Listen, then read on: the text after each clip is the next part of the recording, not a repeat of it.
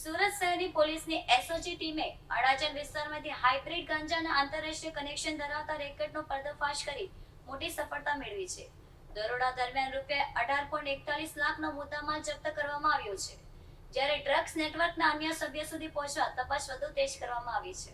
સુરત શહેર પોલીસની special operation ગ્રુપને drugs વિરુદ્ધની કાર્યવાહીમાં મોટી સફળતા મળી. અડાજણ વિસ્તારમાંથી આંતરરાષ્ટ્રીય કનેક્શન ધરાવતા ડ્રગ્સ રેકેટનો પર્દાફાશ કરવામાં આવ્યો છે.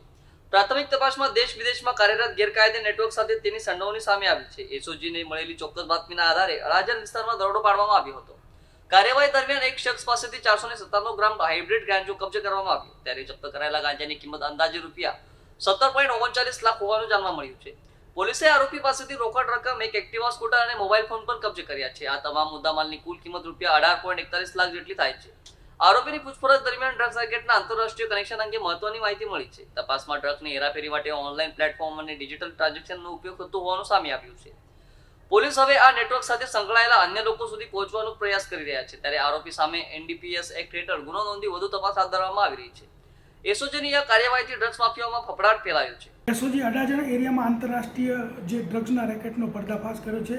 શિલાલેખ એપાર્ટમેન્ટની નજીકના રસ્તેથી રવિરાજ મનસુખભાઈ મારવણિયા કરીને જે જૂનાગઢનો વ્યક્તિ છે, રત્ન કલાકાર છે, તેને 497 ગ્રામ હાઇબ્રિડ ગાંજા સાથે પકડી પાડ્યો છે, જેની કુલ કિંમત ₹17,39,000 થાય છે.